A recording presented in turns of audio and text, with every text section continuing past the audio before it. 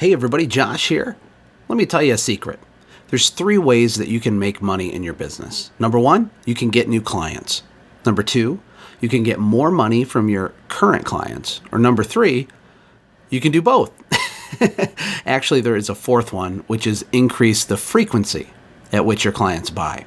And my software, SendJim, accomplishes all of those things and more. Now, I don't want to be a broken record, but you owe it to yourself to take a peek. This Thursday, I'm showing what SendJim does. It's a whole suite of multiple different features that accomplish those things very well. With a Radius Bomb, you can hyper-target an exact perfect neighborhood using a map, even down to a single home, and send them a whole sequence, a series of direct mail postcards. With Voicemail Bomb, you can deliver ringless voicemails to your current customers, even in the future, to remind them of appointments or thank them after a job is done. And with the SendJim Core product, you can send gifts and greeting cards and all kinds of goodies to your employees. You can send gift cards. You can send them to VIPs, to influencers, to people that help you grow your business. Now, this is really powerful stuff, and I want you to go to sendjim.io/pre-launch and sign up for the webinar. If you listen to this podcast later, you can still go to that URL and we'll throw a replay link up there. But there's a special offer and it's going to go away very soon. Go to sendjim.io/pre-launch. I'll see you there. Welcome to the Quick Talk Podcast with Joshua Latimer, where we discuss business, life, family, faith, struggle, fire, pain, and ultimately winning. It's time to take massive action. Look, I can't work harder on your life or business than you do. It's ultimately all on you. You know, God created all the food the birds would ever need, but he doesn't put it in their nest. You've got to go get it. 10 out of 10 people die. So how about doing something today that actually matters while you still can?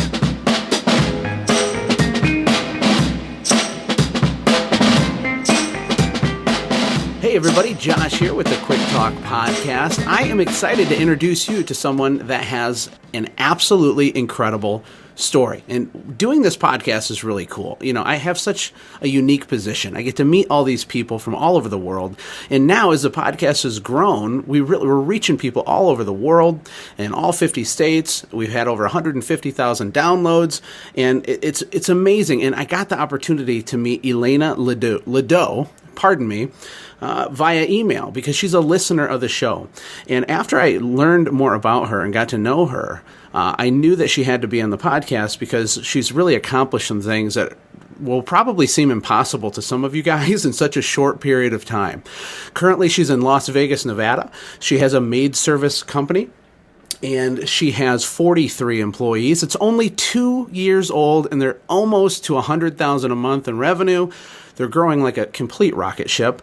On top of that, she was born in the Soviet Union originally, moved to the States, got her degree in law, lived in Hawaii for a decade, only then to move to Las Vegas to start this maid service. What a crazy, weird story. For you, Elena, I'm sure that it's normal. But for the average, boring person in the Midwest of the United States, that's an amazing thing. Welcome to the Quick Talk Podcast.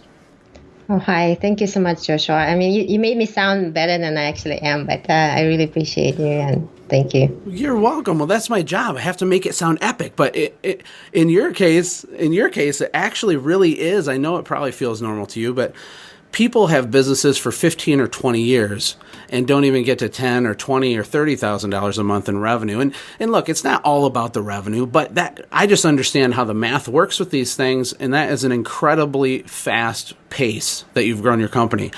Give us a little brief overview of the company and what you guys are doing now and what's happened in the last 2 years. Well, the company is called Superb Maids. We started it almost exactly 2 years ago. And the reason for that was because my best childhood friend immigrated to U.S. at that time, and she asked me to find her a job. And she was an architect back in our home country of Uzbekistan, and she doesn't speak English, and she doesn't drive a car. I mean, she does now, but at that time she didn't, and she had no assets to speak of. So I said, it's going to be very difficult for me to find you a job. So the only kind of choice we had is to start this business because we all know how to clean, at least our own homes. And I came across some information online by post on Reddit talking about the businesses and how, it's not that hard to start. So we invested about $1,000 total and used our own home cleaning supplies and our own vacuums, and just were terrified when we started and did that first job.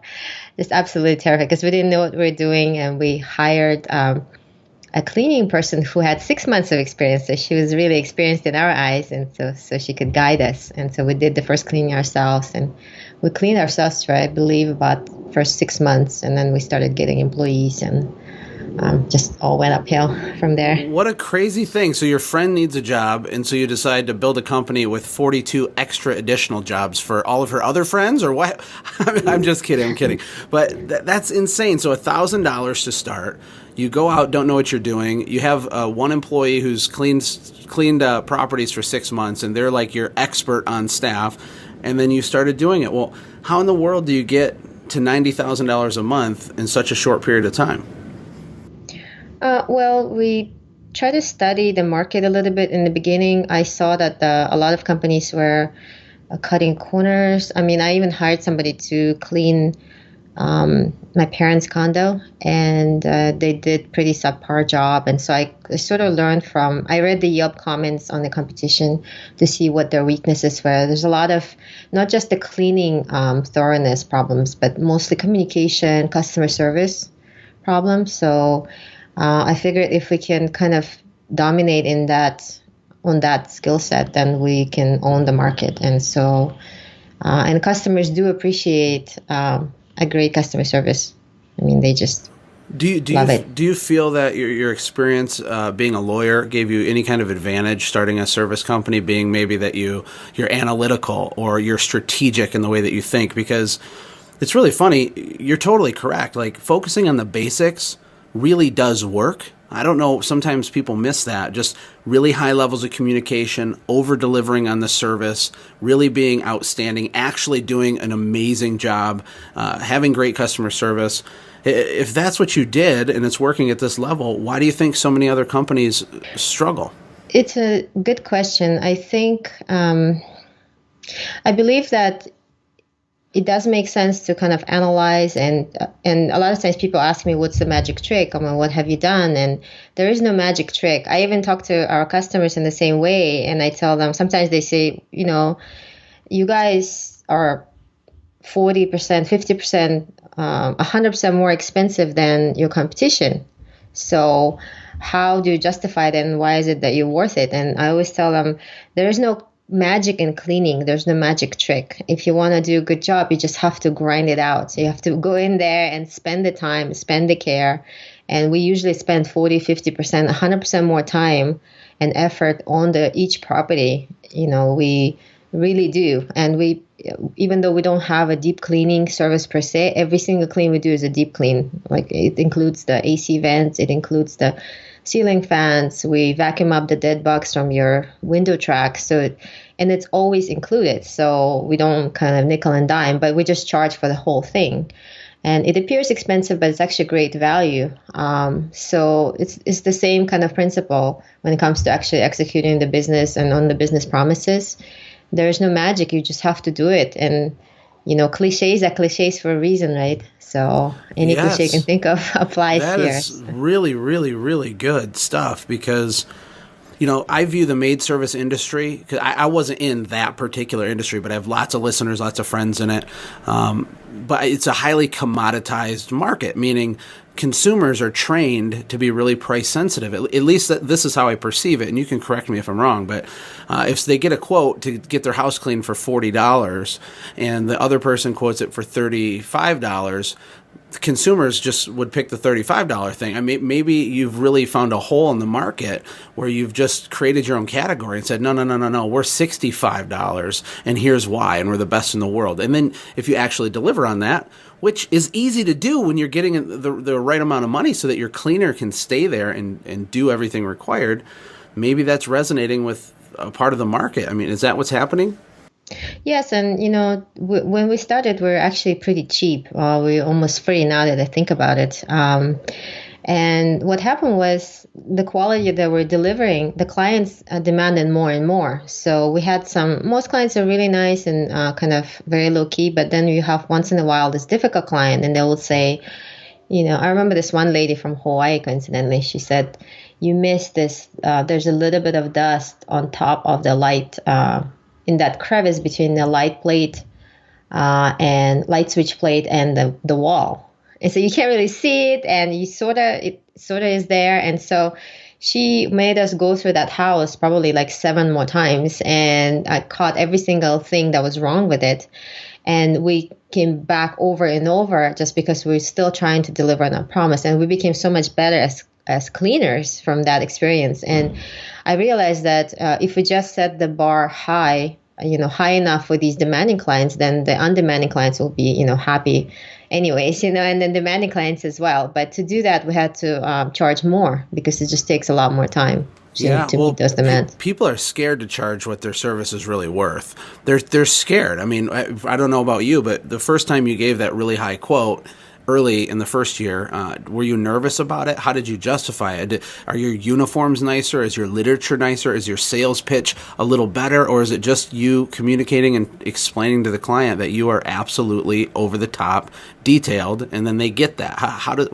So my question is, were you nervous when you went for the high price first time, and how do you justify it to the client? We're gradually increasing the prices, and we had people laugh in our face, more than once at our prices, because definitely you can find somebody, like illegal immigrants to clean it for, basically pennies. And so they're saying, why should I hire you guys? And then to me, I internally justified that not everybody has to be our client. So because we can't do a shoddy job, and therefore, to do a really great job, we have to charge. I can't do it for free, right? So I have to do a good job, and I have to charge appropriately. And so some people, there's this layer of the market that understands that, and they look for that. And so that's the layer I want to service. So if somebody who's extremely cheap or extremely, like I myself, I'm very cheap. So I can relate to that sentiment. So that doesn't mean that I'm going to go and, go to one of those really fantastic restaurants here in Las Vegas that cost hundreds of dollars per person, per meal.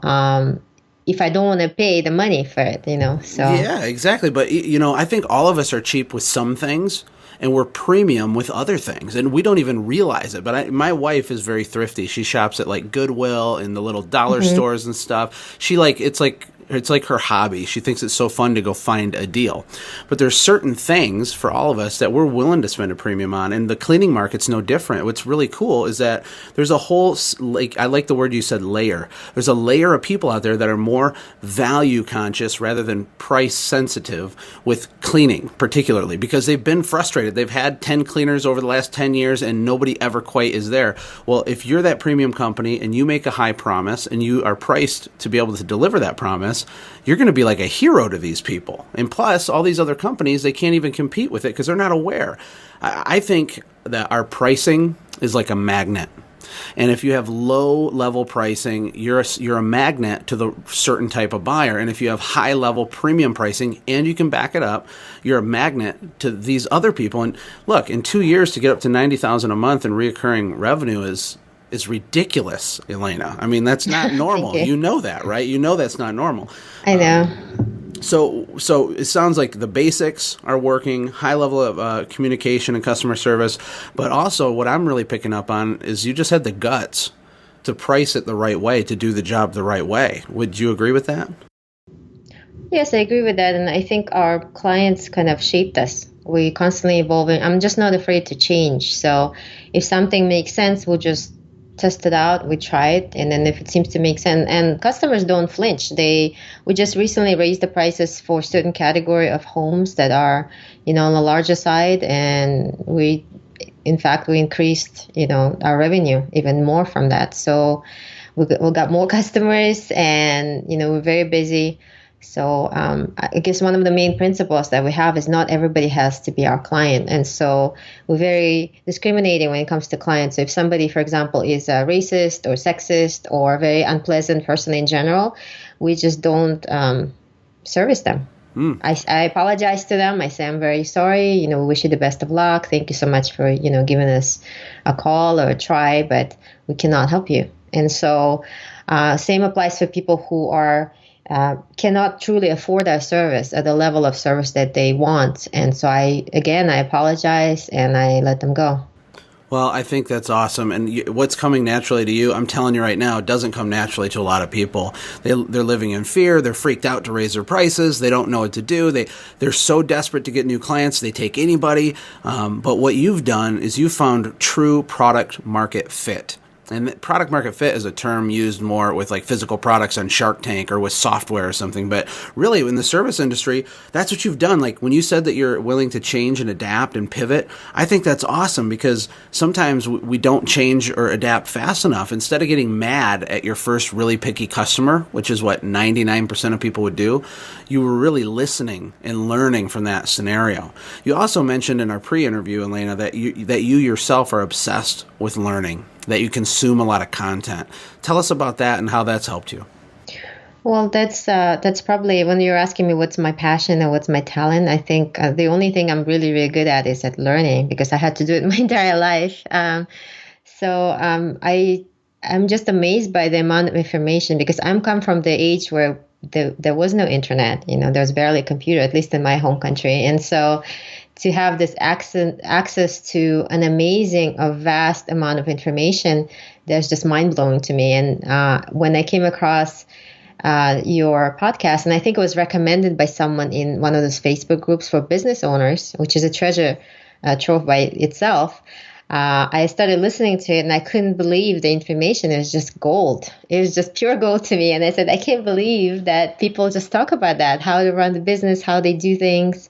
What are the challenges, and it makes you feel, first of all, that you're not alone because you always feel like, that the horrible customer that you're dealing with, and this is, only is reserved for you, or that difficult employee or like difficult problem that, your company or your employees caused that's it. It's just for you. It's not what everybody else is experiencing. Once you read that or listen about that, it's amazing. It's inspirational.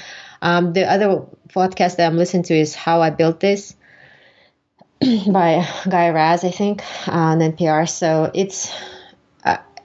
it opens your mind to what's possible. I mean, to come from, I think that's where my background is actually relevant, where if you don't have a lot of opportunity growing up, like to go through the ceiling and to be what you truly want to be, and then all of a sudden you're in the land of opportunity, you can do anything you want to, literally. It's just amazing. And once I was a lawyer and I didn't think much about it. I loved doing this, actually. It was, you get to argue and you get paid well for it. But to listen to some of these stories from entrepreneurs is so inspirational. And you think, why can't I do this? I can do this. This doesn't sound complicated. Yes, well, look, success is not easy, but it's also not complicated. I haven't said that one in a while. If you listen to my podcast, I love quotes, right? But it's not like you can't do it. It's just that a lot of people won't do it. You said you're obsessed with learning. I mean, you went to law school, you moved countries. I'm sure that you learn at a higher capacity than the average, person. I mean, you've had a really cool life.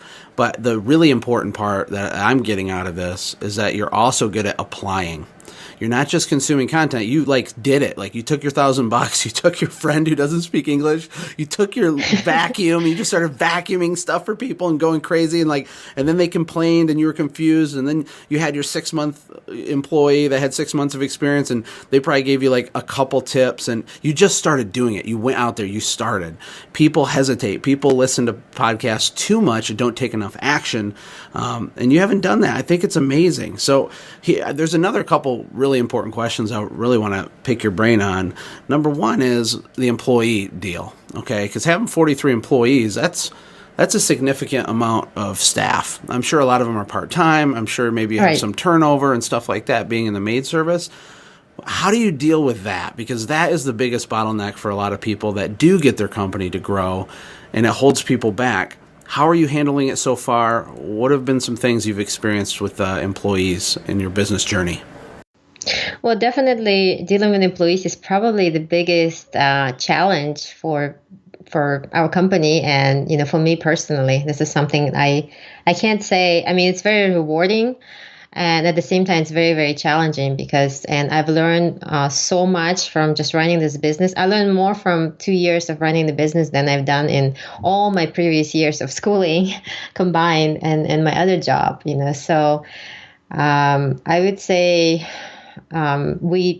again, with every difficult employee, just like with every difficult client, we learn something and we try to grow and adapt. Our basic overriding principle is we're treating employees like, I know it's cliche to say like a family, but we do literally treat them like a family. For instance, if an employee is sick, I'm the first one and sometimes the only one, there's no family when you want in the hospital room. I bring them fruits, I bring them, magazines, I hold their hand, and I don't just do it one time just to show my face. I actually follow through and I go again.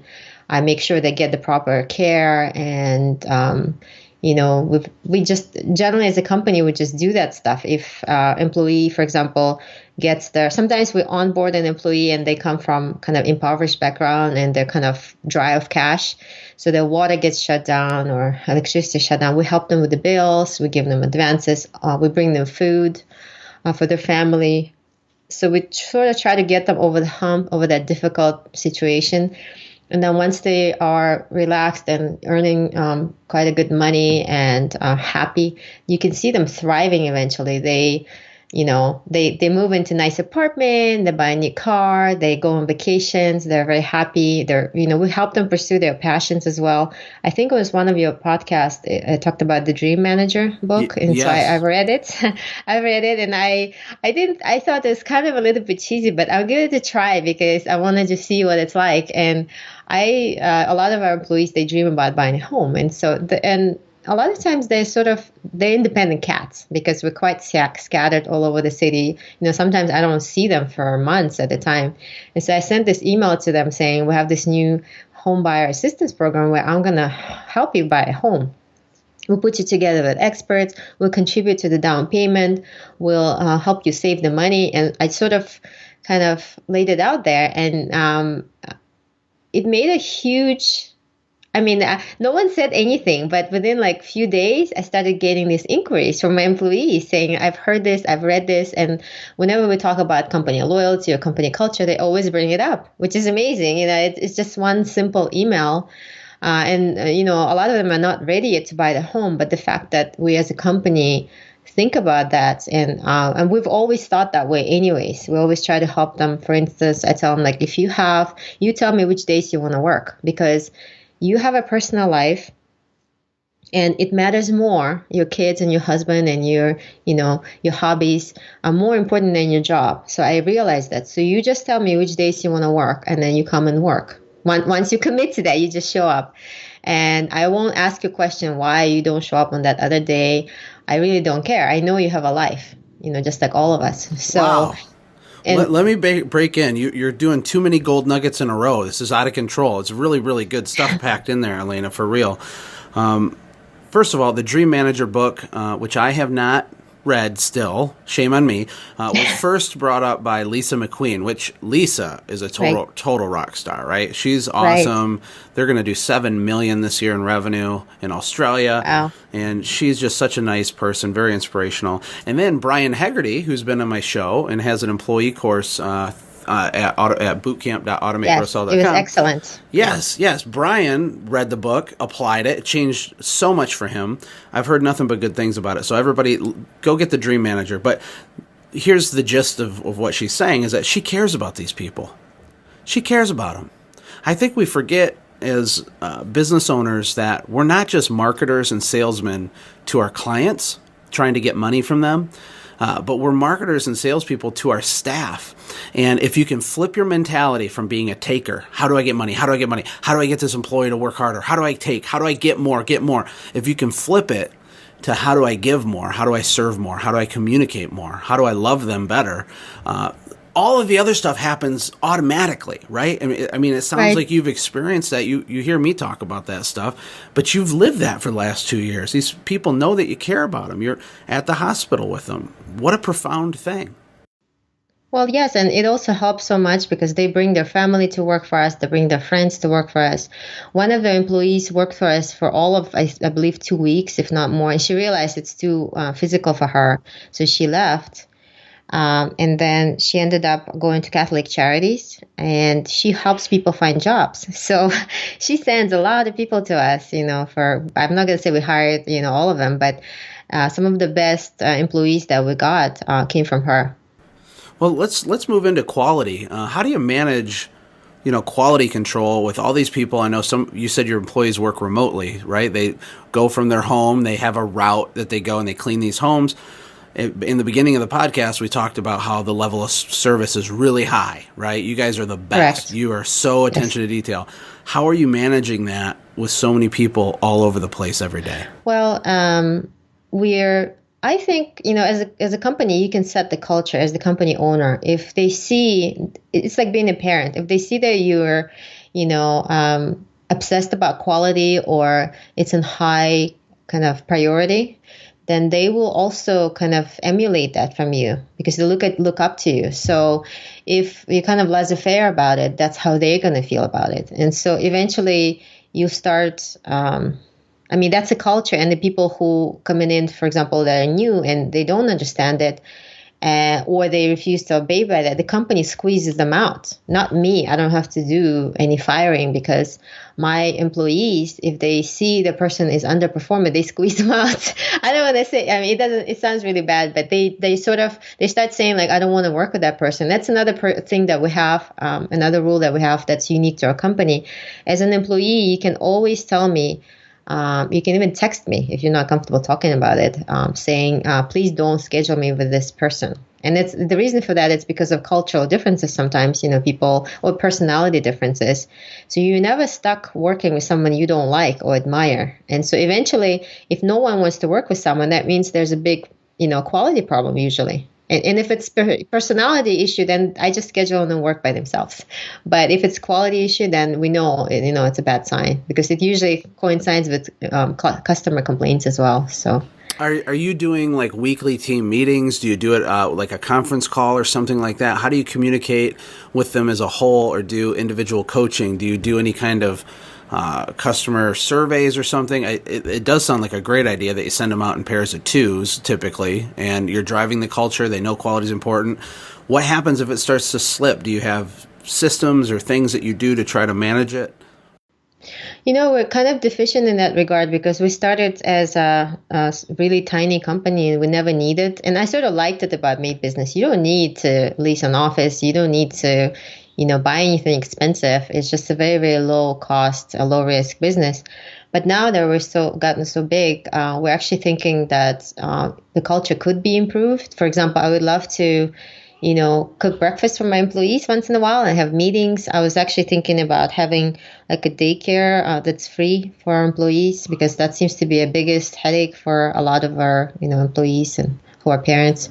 So for that, you'll need an office. So we were just approved by an SBA for a loan that's sufficient to buy a building. And I found the building. We're still working through financials, but basically, I think having an office would be super helpful in that regard. And, we can do a lot of fun things for culture-wise. Otherwise, we just have parties, company parties. That's all. Oh, very good. Very good. Well, congrats on that, too.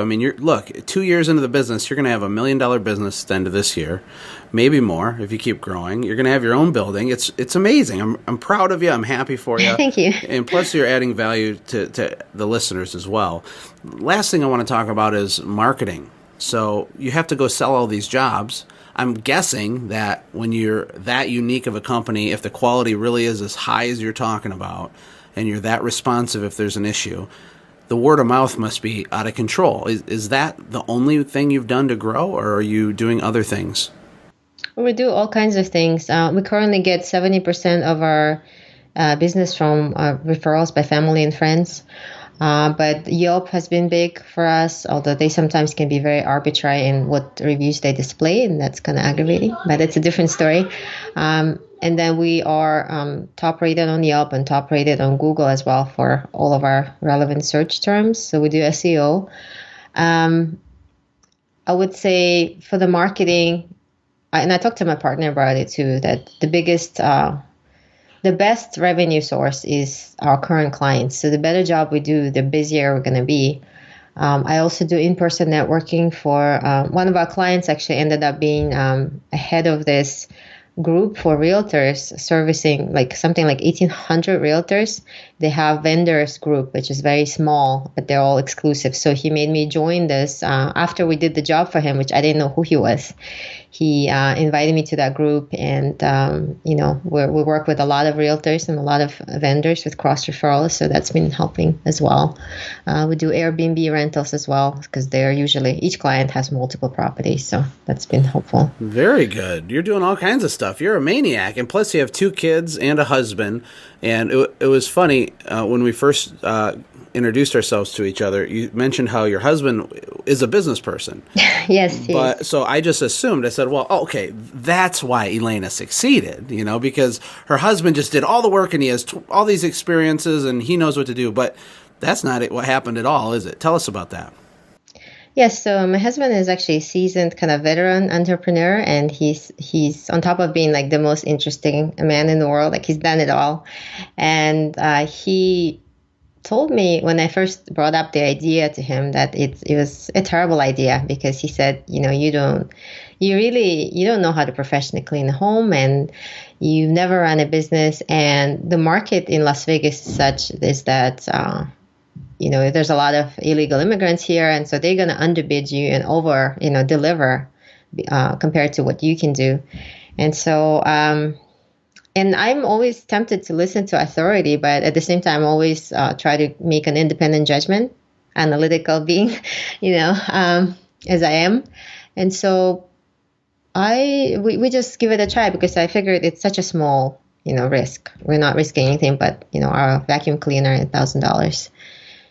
We give it a try. And so finally he admitted about a year into it that I wasn't wrong about too many things in my life, but he said I was wrong about my wife, and I was also wrong about there's this other thing. When he worked for Sony back in his young days, he rejected a home karaoke machine as a project for Sony.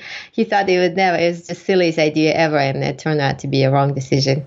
And so I'm the second project that he was wrong about. Well, that must have been a party. You were like doing a dance inside your head when he finally admitted that Elena is rocking it and she's totally awesome at this business. That's very cool. What can you offer maybe a young business or even a seasoned business that is having trouble growing? They're stuck. It just feels like it's taken forever. They hear an interview with someone like you and they just throw their hands up in the air and say, "Good grief, 2 years, she's doing so well." What can you do to encourage them or give them some pieces of advice? Well, the one advice I would say is that saying that you always say in the beginning of a podcast that I love, which is the God created all the food for the birds, but he didn't put it in their nest. So yes. I think I love that. I think that's one of the principles that I admire and try to follow. You have to do it. You can't just.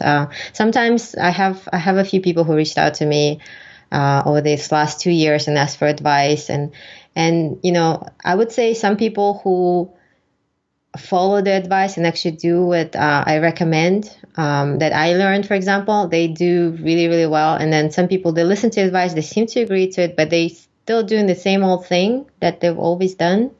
And that doesn't work that way. You have to actually change, and it's very painful and uncomfortable to change, but that's the only way.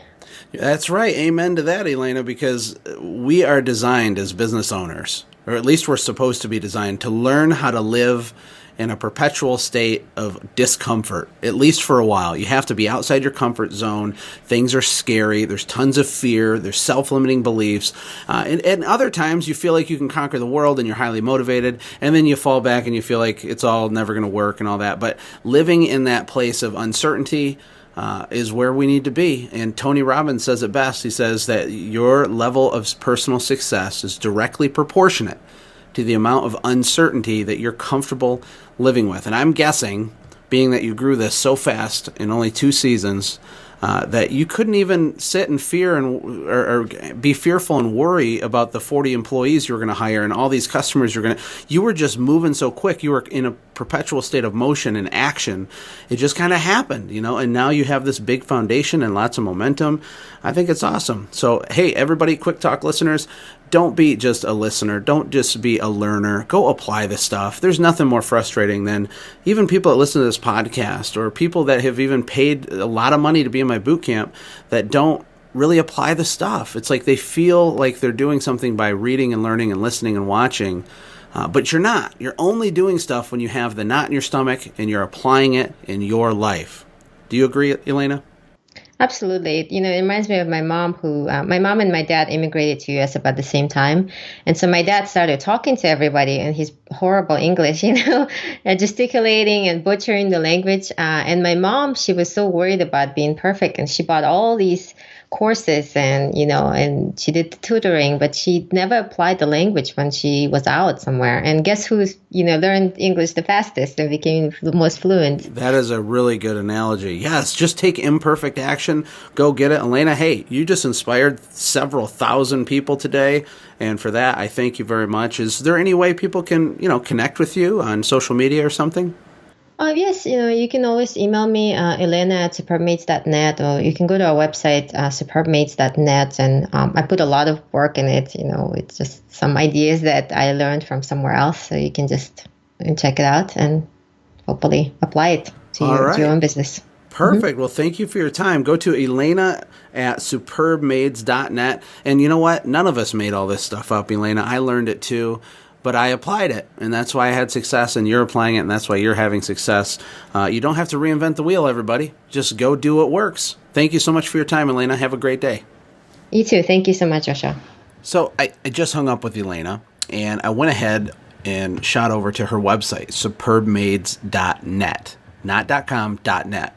I just wanted to check it out, and I was so impressed. Here's this lady who's practiced law for 10 years after immigrating from a different country, learning English.